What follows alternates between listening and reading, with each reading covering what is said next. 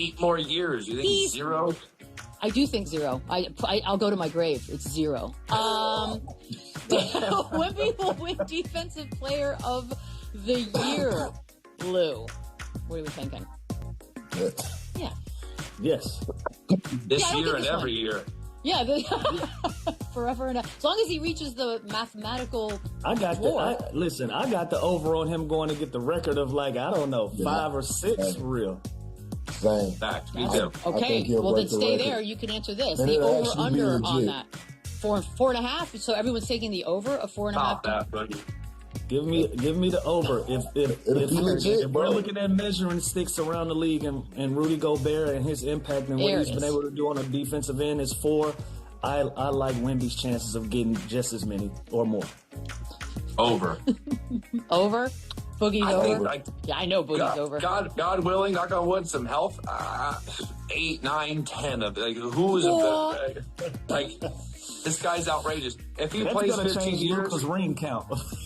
It's back to 0. If he plays 15 years in the NBA, he will win. He will win 8 Defensive Player of the Year if he plays. I can't. 14, I don't even. years. He will have the record for Defensive Player of the Year. I believe. Wow. Yeah, my smile's hurting my face. That's great stuff. All right, hey, Spurs. Keep smiling. You look good today, girlfriend. You know what? We're almost done. Okay, I don't even have a watch on. Spurs will finish the season as the 1 seed out west. What do you think, Lou? What did I miss? The Spurs will finish. They beat out OKC. Yeah, I don't think so. I don't think they make 2 games back. 2.5 back. 2.5 back. we keep talking about teams that have switches that turn them on. It looks like OKC has hit the switch and they're ready to go. I don't think they walk them down. That's a tough bat. By the way, I don't know if you want to. Just stay in the 2. It's going to be tough regardless, I think. Guys, we're going to take a quick break. Okay. I'm going to give you guys a prompt, and you guys are going to fill in the blank for me. We're starting in the Western Conference with the Lakers of Los Angeles. They're on a nice little – they're having a moment right now. They've won in 3 in a row. So, Chandler, they will finish in the West. They will finish 6th in the West. I think they get in the playoffs. But I do think Denver and Minnesota are more complete, solid teams. I think they will finish. I think they're, half game or a game ahead of them. A lot of basketball to be played left. So I think they'll finish right in that 6th spot, but we'll avoid the play-in this year. All right, they're dropped. Anybody else have a different one? Or I got people have them dropping? 5th was my initial, but I don't mind 6 either. Okay. Boogie? Same. 5th, 6th range. Dang. Leaning more towards 6. Fair enough. Lou, you'll start this one. The Lakers will make it to the what round in the playoffs? They will make it to the first round of the playoffs. Right now the matchups are the matchups. They got some things to figure out on the defensive end before I give them my wave over seeing Denver or Minnesota in the first round right now with the way that things are trending. I like those teams' chances better at this moment, so I would say first round. All right, that's depressing. It's going to be a very long summer out here. Boogie, you're up next. Luka Doncic will be what team All-NBA? I'm going to go second just because of, the team's success. I can't put him over Cade Cunningham. I can't put him over Jaylen Brown. Obviously, Shea. I'm going to go second team. Second team. I like that. Okay. I like that. Yeah? I'm going to say first. It's just hard for me to ignore a guy averaging 30. Yeah, it's interesting. He's going to lead the league in scoring and not putting on first team, but who's he going to make it over? Jaylen Brown or Cade Cunningham? It's tough. So I like second. No can do. All right, second. Nothing to sneeze at. I love this one. Going Jill, first, I'm giving you this one because you love Luka so much. Luka will win how many championships with the Lakers? I don't see them getting past. I don't see them getting past OKC and San Antonio anytime soon. I really don't. So, and unless they draw like Houston in the playoffs first round this year, I think they're a first round exit, like Lou said. So, I don't want to say 0 because they are the Lakers and they can add God knows who each summer at the trade deadline because they are Los Angeles and everyone will want to come play here at some point. So, to say 0 seems a little bit harsh, but you can say 0. I'm going to say 0. He's also, how many years is he going to be? This is such a broad question, Beads. No, it's not. The answer is 0. We were looking for 0. Thank you. 0 or 1? 0 or 1, just because you just don't know who they're going to add, how long he's going to be there. Man, answer the question. Which one? It's a hard 0 question. or not? It's a hard question. This is the Los Angeles Lakers. They're going to put pieces around Luka. They're going to always put themselves in a position to bring in star power. I'm going 1. Mm-hmm. Yeah. I'm going 1 as well. And I think that's a bit of a reach. And this is no knock to Luka, but when you think about the OKCs, you think about the young Spurs group, I don't know how much you could add to a Luka to, surpass that group of talent. So I'll go 1. So 0. Okay. You guys, you know what? I'm 1. Okay, well, I'm on the record as 0, so it's a 75% for 1. Got it. For the only one I have an opinion on. All right, next up. What I was trying to make yesterday, and they killed me for it. When you get close to the fire, you got to go for it. I don't care how you get there. Because there's no telling when the next time you'll ever get a chance to do it again. Like, he might never have a moment like that ever again. The more I say 83 out loud, it is an insane number. I think the craziest notion or opinion that I saw, I'm not even a professional anything, and I thought this was nuts. Some people were even implying that he should have pulled himself out of the game in respect to Kobe Bryant. That seems a little much, no? That's crazy to us. But why? That's not how this works. That's not how it works. Definitely not how this works. This is not junior varsity. This is not YMCA. This is professional sports. We get paid to play.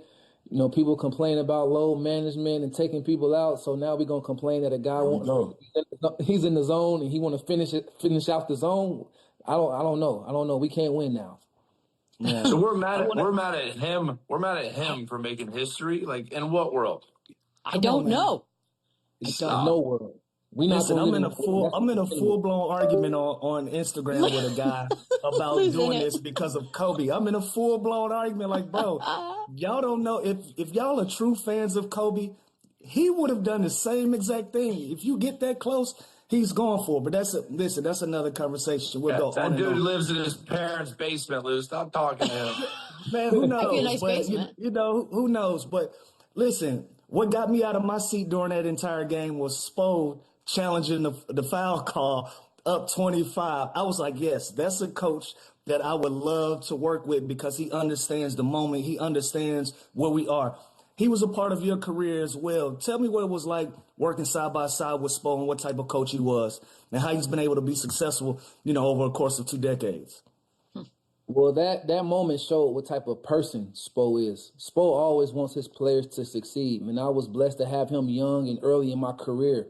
Obviously, I didn't have the freedom to even shoot enough to score 80, but he did help me as a young point guard, what to look for. He gave me a chance. To remind me, he wasn't known for playing young point guards, as you know, Lou, back then. So for him to trust me to be on a team like that, to be able to contribute to winning, it just shows how much, trust he has in his players when they earn it. And he's also always aware of the moment. So if someone's having a moment and in their zone, he's going to step back and get out the way and let that player have their moment. And that's why people love playing for Spo. Absolutely. Let me ask you about some of the guys that you shared the floor with at that time, because you came in the league right after the Heatles were formed with D-Wade, Bron, and obviously Chris Bosh. That's a hell of a rookie year, man. What was it like being on that team? And out of those 3 guys, who would you consider your vet? Well, it was kind of weird, Lou, because remember, it was a lockout my rookie year. So I didn't have a training camp or anything like that. So we showed up. Wow, that's right. We had a few weeks to train, and then Christmas Day was the first game. So we had like a few weeks of practice, and then we had to play. So I just wanted to earn their trust, honestly. Obviously, before that, I was a fan of the game.